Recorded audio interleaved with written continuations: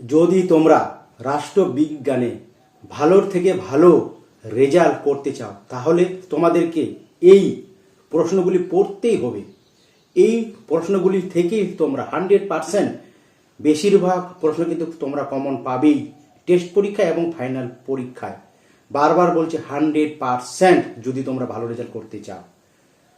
90-এর উপরে 95, 99 বা 100-তে 100 যদি তোমরা পেতে চাও তাহলে তোমাদেরকে কিন্তু এই যে প্রশ্নগুলি তোমাদেরকে পরীক্ষার আগে দেখে যেতেই হবে, খুবই গুরুত্বপূর্ণ। তাহলে প্রথম কোশ্চেনটি, দ্বিতীয় বিশ্বযুদ্ধ শুরু হয় অপশন এ 1919 সালে, অপশন বি 1920 সালে, অপশন সি 1939 সালে, অপশন ডি 1945 সালে। তাহলে উত্তরটি হবে অপশন নাম্বার এখানে সি 1939 সালে। ঠান্ডা লড়াই শব্দটি প্রথম প্রয়োগ করেন option A Bernard Baruch, option B Truman, option C Churchill, option D Gorbachev. তাহলে এখানে সঠিক উত্তরটি হবে option number A Bernard Baruch. জোট নিরপেক্ষ আন্দোলনের জনক হলেন option A Indira Gandhi, option B Sukarno, option C Marshal Tito, option D Jawaharlal Nehru. তাহলে এখানে উত্তরটি হবে option number D Jawaharlal Nehru. বারবার বলছি প্রতিটা কোশ্চেনে কিন্তু গুরুত্বপূর্ণ। যদি তোমরা ফুলফিল নাম্বার পেতে চাও এমসিকিউ রেসি কিউতে তাহলে অবশ্যই ভিডিওটি তোমরা প্রথম থেকে শেষ পর্যন্ত দেখবেই। পঞ্চশীল চুক্তি স্বাক্ষরিত হয় অপশন এ ভারত ও বাংলাদেশের মধ্যে, অপশন বি ভারত ও ভুটানের মধ্যে, অপশন সি ভারত ও রাশিয়ার মধ্যে, অপশন ডি ভারত ও চীনের মধ্যে। তাহলে এখানে সঠিক অপশনটি হবে অপশন নাম্বার ডি ভারত ও চীনের মধ্যে। নেটো গঠিত হয় কার উদ্যোগে? অপশন এ মার্কিন যুক্তরাষ্ট্র, option B Soviet Union, option C Britain, option D Bharat. তাহলে এখানে উত্তরটি হবে অপশন নাম্বার এ মার্কিন যুক্তরাষ্ট্র। বর্তমান সার্কের সদস্য সংখ্যা হল option A 7, option B 8, option C 9, option D 10। তাহলে এখানে উত্তরটি option number B 8। Bharat Pak Shimla চুক্তি সম্পাদিত হয়েছিল কোন সালে? Option A 1965, option B 1978, option C 1972, option D 1975। তাহলে এখানে উত্তরটি হবে অপশন নাম্বার সি 1972। সার্কের প্রথম শীর্ষ সম্মেলন অনুষ্ঠিত হয় অপশন এ ঢাকায়, অপশন বি কলম্বোতে, অপশন সি দিল্লিতে, অপশন ডি ইসলামাবাদে। তাহলে এখানে উত্তরটি হবে অপশন নাম্বার এ ঢাকায়। নিরাপত্তা পরিষদের স্থায়ী সদস্য সংখ্যা হল option A 4, option B 5, option C 6, option D 7। তাহলে এখানে উত্তরটি হবে অপশন নাম্বার বি 5। নিরাপত্তা পরিষদের মোট সদস্য সংখ্যা হল option A 10, option B 15, option C 20, option D 25। তাহলে এখানে উত্তরটি হবে অপশন নাম্বার বি 15। ভেটো প্রদান ক্ষমতা আছে কেবলমাত্র অপশন এ সাধারণ সভার, অপশন বি আন্তর্জাতিক আদালতের, অপশন সি নিরাপত্তা পরিষদের স্থায়ী সদস্যদের, অপশন ডি অচি পরিষদের। তাহলে এখানে সঠিক উত্তরটি হবে অপশন নাম্বার সি নিরাপত্তা পরিষদের স্থায়ী সদস্যদের। সাধারণ সভায় শান্তির জন্য ঐক্যের প্রস্তাব গৃহীত হয় কোন সালে? Option A 1948, option B 1950, option C 1955, option D 1960। তাহলে এখানে উত্তরটি option number B 1950। Spirit of the laws গ্রন্থটি রচয়িতা কে? A Marx, B Hegel, C Hobbes, D Montesquieu. তাহলে এখানে উত্তরটি হবে অপশন নাম্বার ডি মন্তেস্কু। মার্কিন যুক্তরাষ্ট্রের আইন সভার উচ্চ কক্ষের নাম হল option A Lok Sabha, option B Rajya Sabha, option C senate, option D জনপ্রতিনিধি সভা। তাহলে এখানে উত্তরটি হবে option number C senate. British পার্লামেন্টের নিম্ন কক্ষের নাম হলো অপশন এ লর্ড সভা, অপশন সি, অপশন এখানে হবে বি হবে, কিন্তু অপশন এখানে ভুল আছে, ওকে, বা তোমরা এইভাবেও মানে দেখে নিতে পারো। অপশন এ লর্ড সভা, option B senate, option C কম সভা, অপশন ডি লোকসভা। তাহলে এখানে উত্তরটি অপশন নাম্বার সি কম সভা। এক এক পক্ষ বিশিষ্ট আইন সভা আছে এমন একটি রাষ্ট্র হলো option A Great Britain, B চীন, সি ভারত, ডি মার্কিন যুক্তরাষ্ট্র। তাহলে এখানে উত্তরটি অপশন নাম্বার বি চীন। উত্তরাধিকার সূত্রে মনোনীত শাসক দেখা যায় A Pakistan, B Bangladesh, C great ব্রিটেনে, ডি ভারতে। তাহলে এখানে উত্তরটি অপশন নাম্বার সি গ্রেট ব্রিটেনে। ন্যায় বিচারের দ্বীপ শিখাটি অন্ধকারের মধ্যে নিভে গেলে কি ভীষণ সেই অন্ধকার, এই কথা বলেছেন option A Lord Bryce, B Franklin, C Gettell, D Marx. তাহলে এখানে উত্তরটি হবে option number A Lord Bryce. ভারতের প্রধানমন্ত্রীকে নিযুক্ত করেন এ সুপ্রিম কোর্টের প্রধান বিচারপতি, বি লোকসভার স্পিকার, সি রাষ্ট্রপতি, ডি উপরাষ্ট্রপতি। তাহলে এখানে উত্তরটি হবে সি রাষ্ট্রপতি।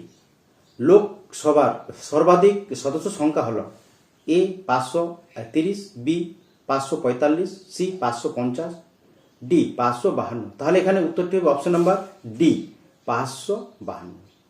রাজ্য সভার সদস্যদের কার্যকালের স্বাভাবিক সময়সীমা হল এ 4 বছর, বি 5 বছর, সি 6 বছর, ডি 7 বছর। তাহলে এখানে উত্তরটি অপশন নাম্বার সি 6 বছর। পশ্চিমবঙ্গের পঞ্চায়েত আইন প্রণীত হয় এ 1947 সালে, বি 1973 সালে, সি 1977 সালে, ডি 1992 সালে। তাহলে এখানে উত্তরটি হবে অপশন নাম্বার বি 1973 সালে। পৌরসভার নির্বাচিত প্রতিনিধিদের বলা হয় এ সভাপতি, বি মন্ত্রী, সি কাউন্সিলর, ডি ম্যাজিস্ট্রেট। তাহলে এখানে উত্তরটি option number C councillor. Kolkata municipal কর্পোরেশনের প্রশাসনিক প্রধান হলেন এ সব পরিষদ mayor, B mayor, D deputy mayor, D মন্ত্রী। তাহলে এখানে উত্তরটি হবে সঠিক অ্যান্সারটি বি মেয়র। এরপরে আমরা গুরুত্বপূর্ণ এসিকিউর কোশ্চেনের অ্যান্সারগুলি দেখে নেব, যা তোমাদের পরীক্ষায় 100% এর মধ্যে কমন পাবে। প্রথম কোশ্চেনটি বেলগ্রেড সম্মেলন কবে অনুষ্ঠিত হয়? তাহলে তোমরা উত্তরটি এইভাবে লিখবে, বেলগ্রেড সম্মেলন অনুষ্ঠিত হয় 1961 খ্রিস্টাব্দে। অথবা বর্তমানে জোট নিরপেক্ষ আন্দোলনের একটি প্রাসঙ্গিকতা উল্লেখ করো। তাহলে উত্তরটি তোমরা এইভাবে লিখবে, সোভিয়েত ইউনিয়নের পতনের পর ঠান্ডা লড়াই মুক্ত বিশ্বায়নের প্রভাবে উন্নত ও উন্নয়নশীল দেশগুলির মধ্যে ব্যাপক বৈষম্য দেখা দিয়েছে। জোট নিরপেক্ষ আন্দোলন উন্নত ও উন্নয়নশীল দেশের মধ্যে এই অর্থনৈতিক বৈষম্য দূর করতে কার্যকরী ভূমিকা গ্রহণ করতে পারে। সুয়েট সংকট কবে দেখা দেয়? তাহলে উত্তরটি লিখবে, সুয়েট সংকট দেখা দেয় 1956 খ্রিস্টাব্দে। অথবা কিউবার সংকট কবে দেখা দেয়? তাহলে উত্তরটি লিখবে তোমরা, কিউবার সংকট দেখা দেয় 1962 খ্রিস্টাব্দে। জাতীয় ক্ষমতা বলতে কি বোঝায়? তাহলে উত্তরটি লিখবে, জাতীয় ক্ষমতা বলতে বোঝায় সেই দেশের জনগণের জাতীয় চরিত্র বা জাতীয় বৈশিষ্ট্য ও আত্মবিশ্বাস এবং তৎসহ একটি ধীর জনসমর্থন ভিত্তিক শক্তিশালী সরকার। এছাড়া অর্থনৈতিক সামর্থ্য ও শক্তিশালী সামরিক ব্যবস্থা ও জাতীয় ক্ষমতা নির্ণায়ক। অথবা জাতীয় স্বার্থ বলতে কি বোঝায়? তাহলে উত্তরটি লিখবে, জাতীয় স্বার্থ বলতে বোঝায় জাতির সেই সব নিম্নতম লক্ষ্য ও উদ্দেশ্য সমূহকে যেগুলি পূরণের জন্য রাষ্ট্রসমূহ সিদ্ধান্ত গ্রহণ করে। তৎসহ জাতীয় নিরাপত্তা, জাতীয় উন্নয়ন ও শান্তিপূর্ণ বিশ্ব ব্যবস্থা প্রতিষ্ঠার বিষয়ে উল্লেখযোগ্য।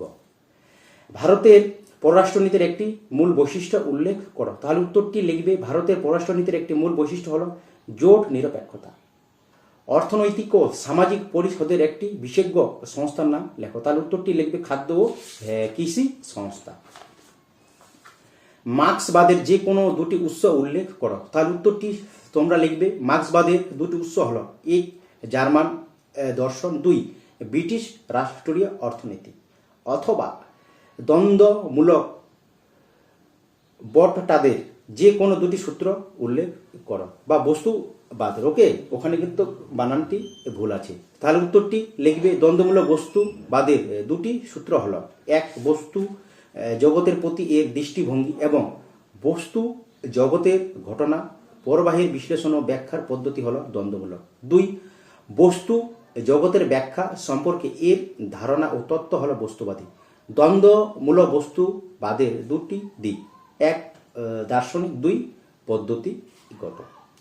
গান্ধীজির অহিংসা নীতির দুটি বৈশিষ্ট্য লেখো। এক দিয়ে লিখবে গান্ধীজির কাছে অহিংসাই ছিল সত্য আর সত্যই হলো ঈশ্বর। দুই তার মতে অন্যায়ের প্রতিরোধ কল্পে নিজের রক্তপাত বা আত্ম বলিদান দিতে প্রস্তুত থাকতে হবে, কিন্তু কোনোভাবে সহিংসা হওয়া যাবে না। অথবা গান্ধীজির সত্য গ্রহ নীতির দুটি বৈশিষ্ট্য লেখো। তাহলে উত্তরটি লিখবে গান্ধীজির সত্য গ্রহ নীতির দুটি বৈশিষ্ট্য হলো, এক সত্য, দুই আত্মনিগ্রহ। এক কক্ষ বিশিষ্ট আইন সভার বিপক্ষে একটি যুক্তি দাও। তাহলে উত্তরটি লিখবে এক কক্ষ বিশিষ্ট আইন সভা গণতন্ত্রের অনুপন্থী, কারণ গণতান্ত্রিক রাষ্ট্রের আইনসভার সদস্যরা জনগণ কর্তৃক নির্বাচিত হয়ে থাকেন, তাই নির্বাচিত সদস্যরা জনস্বার্থ রক্ষা করে চলেন। স্থায়ী প্রশাসক বলতে কি বোঝো? তাহলে উত্তরটি তোমরা এইভাবে লিখবে, স্থায়ী প্রশাসক বলতে বোঝায় যারা নির্দিষ্ট বয়স পর্যন্ত দীর্ঘ সময়ের জন্য নির্দিষ্ট বেতনের ভিত্তিতে সরকারি কর্মচারী হিসাবে নিযুক্ত হন। এরা রাষ্ট্র কর্তৃক সিভিল সার্ভেন্ট নামে পরিচিত। ক্ষমতাসীন রাজনৈতিক অংশের পরিবর্তন হয়, কিন্তু এদের কার্যকালের মেয়াদ নির্দিষ্ট থাকে। এই রাষ্ট্রকৃতকদের মাধ্যমে সরকারের যাবতীয় সিদ্ধান্ত ও নীতি কার্যকর হয়। বিচার বিভাগের স্বাধীনতা রক্ষার দুটি পদ্ধতি উল্লেখ করো। তাহলে উত্তরটি তোমরা এইভাবে লিখবে, বিচার বিভাগের স্বাধীনতার দুটি রক্ষা কবচ হল, এক বিচারপতিদের কার্যকালের স্থায়িত্ব একান্ত প্রয়োজন, কার্যকালের স্বল্প স্থায়ী হলে ন্যায় বিচার উপেক্ষিত হতে পারে। দুই বিচারপতিদের অপসারণ পদ্ধতি যথেষ্ট কঠোর হওয়া প্রয়োজন, শুধুমাত্র অক্ষমতা, অযোগ্যতা, দুর্নীতি, সংবিধান ভঙ্গ ইত্যাদি গুরুতর প্রমাণিত অভিযোগের ভিত্তিতে বিশেষ পদ্ধতির মাধ্যমে পদচ্যুত করার বিধান থাকা উচিত। ভারতের রাষ্ট্রপতি তার পদ থেকে কিভাবে অপসারিত হন? তাহলে উত্তরটি লিখবে ভারতের রাষ্ট্রপতিকে সংবিধান ভঙ্গের অপরাধে 61 নং ধারায় বর্ণিত ইমপিচমেন্ট পদ্ধতির মাধ্যমে পদচ্যুত করা যায়, অর্থাৎ সংসদের দুটি কক্ষে পৃথকভাবে আলোচনা অন্তে মোট সদস্য সংখ্যার 2/3 সম্মতিসূচক ভোটে রাষ্ট্রপতিকে অপসারণ করা যায়। অথবা ভারতের উপরাষ্ট্রপতি কিভাবে নির্বাচিত হন? তাহলে উত্তরটি লিখবে ভারতের উপরাষ্ট্রপতি সংসদের উভয় কক্ষের সদস্যদের নিয়ে গঠিত একটি নির্বাচক সংস্থা কর্তৃক একক হস্তান্তরযোগ্য ভোটের ভিত্তিতে সমানুপাতিক প্রতিনিধিত্বের নিয়মানুযায়ী গোপন ভোটে নির্বাচিত হন। ভারতের প্রধানমন্ত্রী যে কোনো একটি গুরুত্বপূর্ণ কাজ উল্লেখ কর। তাহলে উত্তরটি লিখবে সংবিধানের নির্দেশ অনুসারে প্রধানমন্ত্রীর পরামর্শে রাষ্ট্রপতি অনুযায়ী মন্ত্রিসভার সদস্যদের নিয়োগ করেন এবং দপ্তর বন্টন করেন। ভারতের অঙ্গরাজ্যে রাজ্যপালের যে কোনো একটি স্বেচ্ছাধীন ক্ষমতা উল্লেখ করে। তাহলে উত্তরটি লিখবে রাজ্যের শাসন কার্যাদি সংবিধানসম্মতভাবে পরিচালিত হচ্ছে কিনা সে বিষয়ে রাষ্ট্রপতির কাছে রিপোর্ট প্রদান। অথবা ভারতের অঙ্গরাজ্যের মুখ্যমন্ত্রীকে কে নিয়োগ করে? তাহলে উত্তরটি লিখবে ভারতের অঙ্গরাজ্যের মুখ্যমন্ত্রীকে নিয়োগ করেন সংশ্লিষ্ট রাজ্যের রাজ্যপাল। জিও আওয়ার কাকে বলে? তাহলে উত্তরটি লিখবে আইন সভায় প্রশ্নোত্তর পর্ব শেষ হওয়ার ঠিক পরেই শুরু হয় জিও আওয়ার, দুপুর 12টা থেকে বেলা 12টা পর্যন্ত। আইন সভার যে কোনো কক্ষের কাজকর্ম চলতে থাকলে সেই সময় হলো জিও আওয়ার। অথবা ছাঁটাই প্রস্তাব কয় প্রকার, তাহলে তোমরা উত্তরটি লিখবে এটা। ছাঁটাই প্রস্তাব 3 প্রকার। 1 নীতি অনুমোদন সংক্রান্ত ছাঁটাই প্রস্তাব। 2 ব্যয় সংক্ষেপের জন্য ছাঁটাই প্রস্তাব। 3 প্রতীকী ছাঁটাই প্রস্তাব। ভারতের মৌলিক অধিকার বলবৎ করার জন্য যে কোনো 2টি লেখ এর নাম উল্লেখ করো। তাহলে উত্তরটি লিখবে তোমরা এইভাবে। বন্দি প্রতীক্ষীকরণ ও পরামর্শাদেশ। বড় কমিটি কিভাবে গঠিত হয়, তাহলে উত্তরটি তোমরা এইভাবে লিখবে। 3 লক্ষ বা তার বেশি জনসংখ্যা বিশিষ্ট পৌরসভায় বড় কমিটি গঠন করা যায়। নির্বাচনের পর ওয়ার্ডগুলিকে 5টি বড়োতে ভাগ করা হয়, যাতে প্রতিটি বড়ো পরস্পর সংলগ্ন অন্তত 6টি করে ওয়ার্ড নিয়ে গঠিত হতে পারে। যেসব ওয়ার্ড নিয়ে বড়ো গঠিত হয় সেই সব ওয়ার্ডের কাউন্সিলররা বড়ো কমিটির সদস্য হয়ে থাকেন। কাউন্সিলরদের মধ্যে একজন চেয়ারম্যান নির্বাচিত হন। বড়ো কমিটি স্বপরিষদ চেয়ারম্যানের নিয়ন্ত্রণাধীন থেকে কাজ করে। এই কয়েকটা প্রশ্নের মধ্যেই তোমরা ফাইনাল পরীক্ষা এবং টেস্ট পরীক্ষা কিন্তু বেশিরভাগই কমন পাবে। তাই তোমরা যদি নতুন হয়ে থাকো তাহলে অবশ্যই এই চ্যানেলটিকে সাবস্ক্রাইব করে রাখো এবং পাশে থাকা বেল আইকনটি বাজিয়ে দাও, যেন সর্বপ্রথম ভিডিওটি তোমার কাছে পৌঁছে যায়।